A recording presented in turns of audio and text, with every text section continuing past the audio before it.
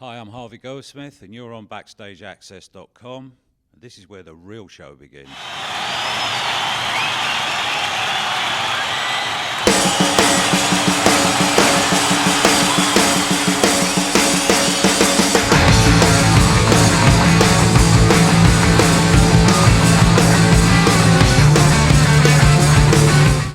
BackstageAxxess.com. We're here at Toronto, Canadian Music Week, with a legend behind the scenes of music, one Harvey Goldsmith. And Harvey, what haven't you done? You've done everything but produce shows. You manage bands.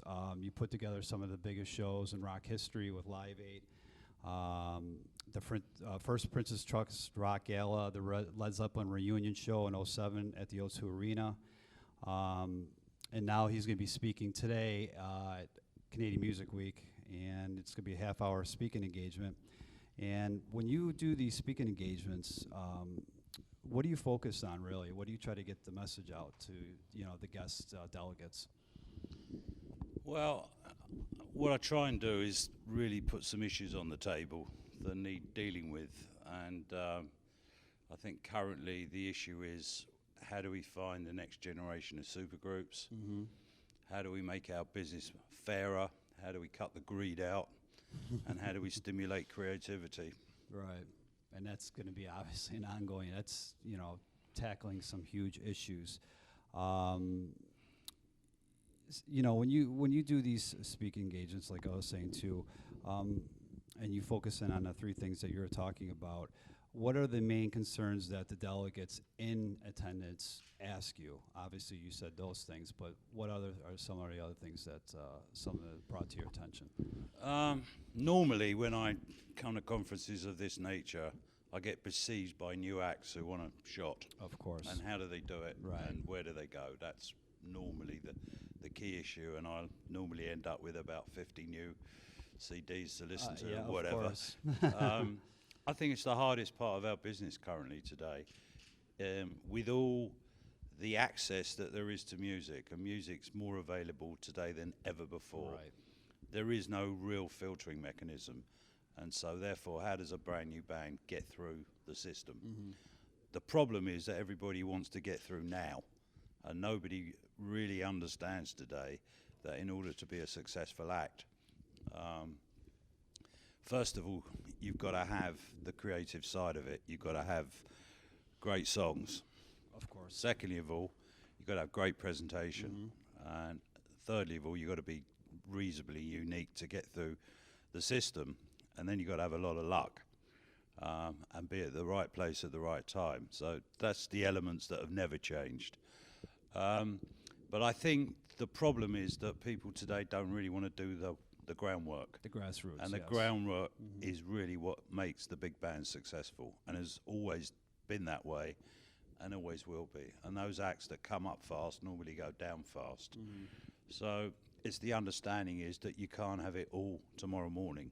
You've got to do some work, pay your dues, and get through the system. And then if you're good enough, you will get through. What do you look for in managing a band? Like, what's your main components and what's your key elements when you see somebody you're saying, well, that's an act I want to, take on? Or For me, my criteria is that you've got to have someone that's special, that's got something to say, and maybe having difficulty getting their message through, that have got really good talent that's ongoing. And my expertise is how I can leverage that talent and get the best out of it for the act. He manages Jeff Beck, ladies and gentlemen, so if that's not somebody who doesn't grab your attention, then nobody will. Maybe the best guitarist on the planet. You also have an upcoming festival called the Jubilee Family Festival in Hyde Park, June 2nd to 3rd. You want to tell us about that? That's something completely different. I mean, I go around the world producing events for other people. Yep. This instance, it's the UK, it's the Queen's Diamond Jubilee, Mm-hmm. and there's an expectation in the first week of June there's going to be a huge crowd of people in town, somewhere like 3 million extra people. And so therefore, what I was asked to do was to come up with an event that really will soak up the type of crowd that's going to be in town who want to participate in this quite unique opportunity, And so we created a family festival because we believe most of the people coming into town Right.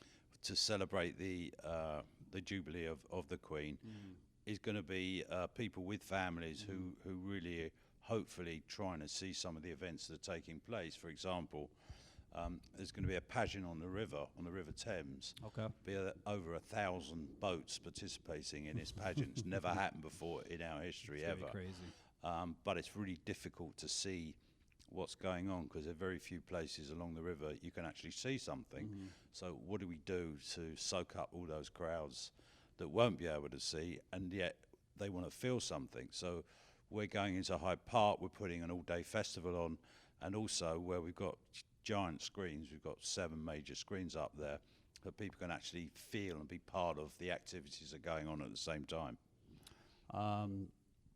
You do a lot of charitable, like you're saying, you do things all around the world and participate and organize a lot of charitable functions for these shows that you put together. What do you see, I'm sure you get a slew of charitable organizations trying to vie for your time. What is your component? What do you deem necessary, a necessity, I should say, that Harvey wants to be involved in? Like what are you looking for to, give up your time to be involved in these charitable organizations? I suppose the first thing is that I've taken a lot of out of this business, and therefore it's my privilege to put something back.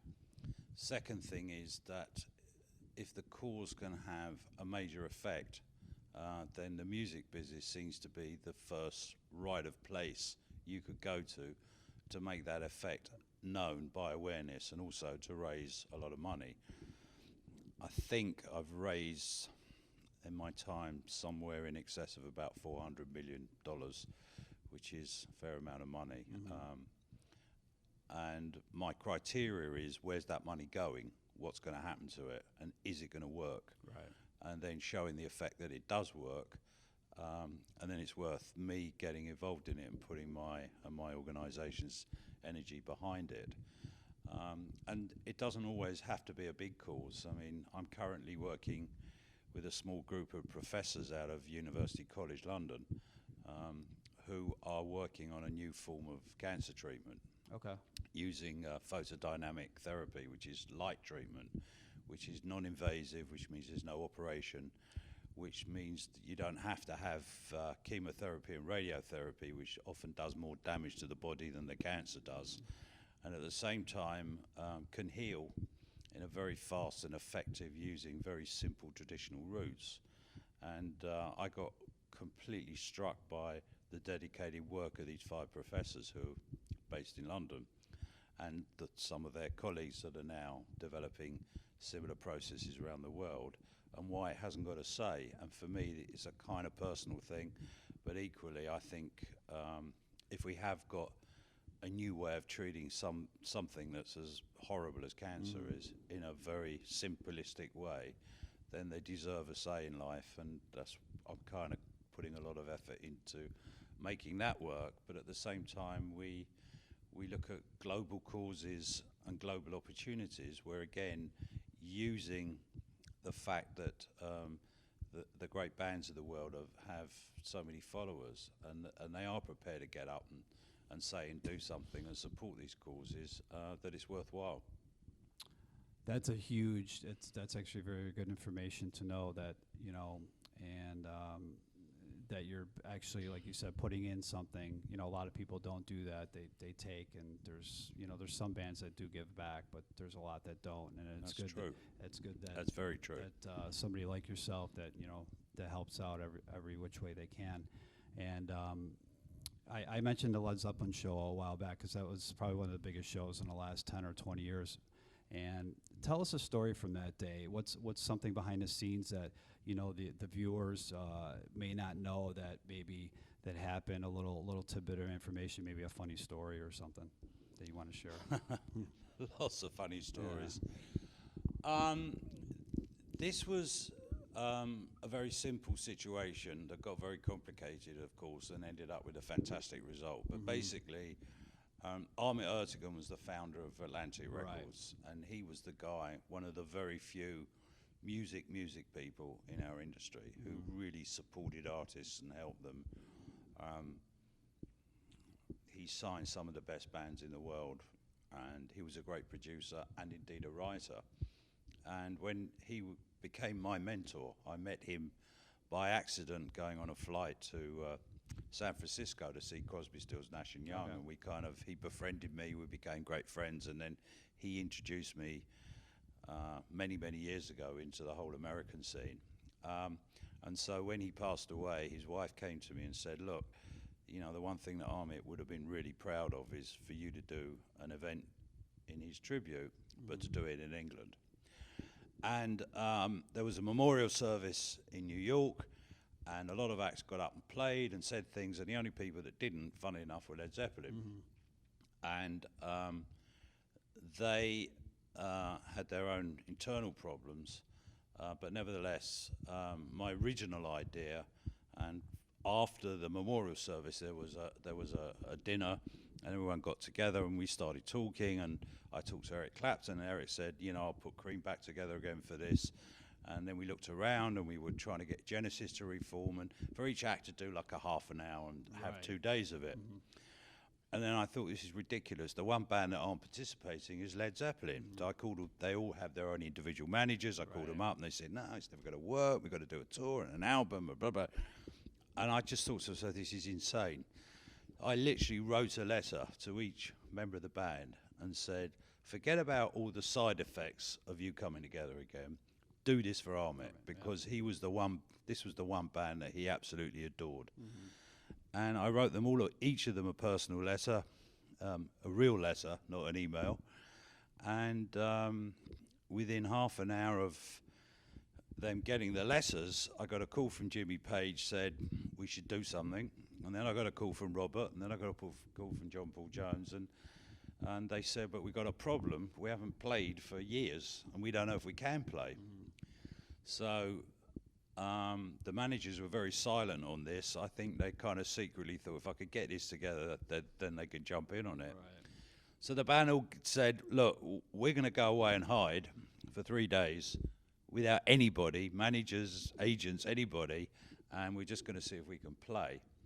And we'll come back and tell you. And I only asked them to do, 30 minutes as part of this 2-day event, because there were so many great British bands that Amit had signed. And then about 2 weeks later, there was a meeting called of the band and all their representatives and their managers and whatever. And we all sat down, and I'm kind of thinking, no one said no yet, so maybe they'll do it. And Jimmy got up and said, well, we've just spent 3 days together, and we think it can work, and we've enjoyed playing together. But, and I'm going, Always a but. Always a but. And Jimmy said, well, if we're going to do it, we'd like to do a whole show. And I was just completely blown away, and that completely changed my mind. And I said, fantastic. And then we kind of dumped the idea of lots of acts doing it, and thought, if Led Zeppelin are going to do one show, and they want to do a whole show, then So be it. no fitting better tribute than that. The response was beyond staggering. When we announced it, I'm told, and this has been verified, there were 250 million hits on the web, and when we put the tickets on sale, there were actually 25 million applications for tickets. It was unprecedented. Obviously, I think a lot of the fans who weren't able to attend and probably thought there was going to be more shows, obviously, and it didn't happen. Did you think there were going to be more shows after that? No, I was totally pragmatic about it. I felt that the energy was going into this one show. If something came about it afterwards, so be it, but that wasn't my motivation for doing it.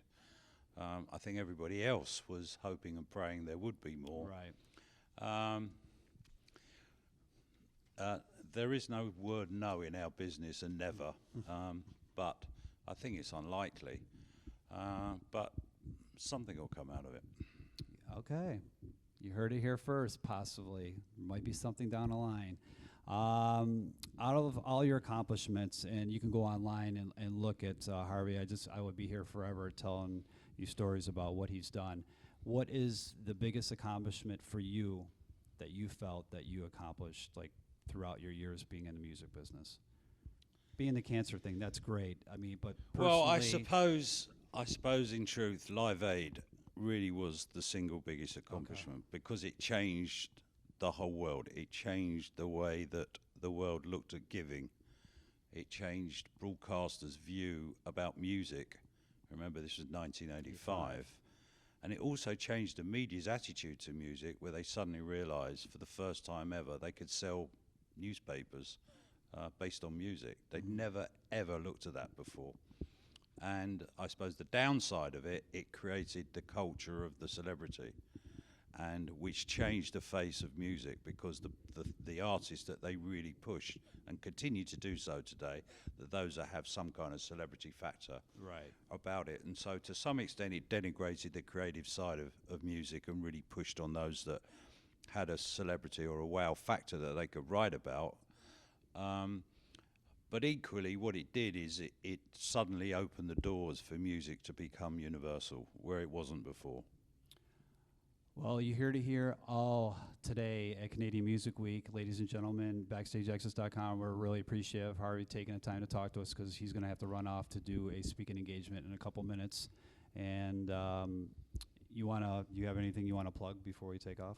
Do you have anything that's going on possibly? I suppose my biggest bugbear today is about ticketing, and about the fact that so many tickets are looked upon as a commodity which can be resold, which I personally totally disagree with. I believe that a ticket is an entry point to go and see a unique experience, which is a live show. But other people seem to think they're a commodity that can be bought and sold, and I'm fundamentally against it. And I've spent a long time trying to persuade the industry to stop these awful ways of distributing tickets, which are wrong. And I find it totally abominable that real fans have to pay, multiples of the price of the ticket just to get one, because there's so many tickets are removed from the system. And I'm quite determined to come up with ways where the industry can actually become an honest, transparent business, where the fans, who are real fans, who have always supported those artists, and give, which also the knock-on effect gives new artists a chance. We have to do it in a transparent way, and currently it isn't. That's my biggest pet peeve. I'm glad that you touched upon that. But I know a lot of bands, they subsidize the cost of not selling records to do their VIPs and sell tickets on the side to make some extra. And then obviously you have so many abundance of ticket agencies who are able to get, maybe they have backdoor deals with the ticket brokers and get these tickets and sell them secondhand. Yeah. And obviously for a huge cost, and it obviously goes against the consumers that are buying it. So, but that's another story for another time. Like I said, we appreciate Harvey taking the time to talk to us, and he's going to be off doing Canadian Music Week. And anything else that you have coming up besides the Jubilee that's happening in June? Well, Jeff's doing a new album. I'm about to take on another artist that can't quite disclose yet. Okay. Of fantastic talent. I'm really busy, really busy on all sorts of projects at the moment, and I'm enjoying my life, and I'm having a great time, and I'll continue to put back a portion of what I take out. And we appreciate that. BackstageAxxess.com, thank you for taking the time to watch us. Take care. Thank you.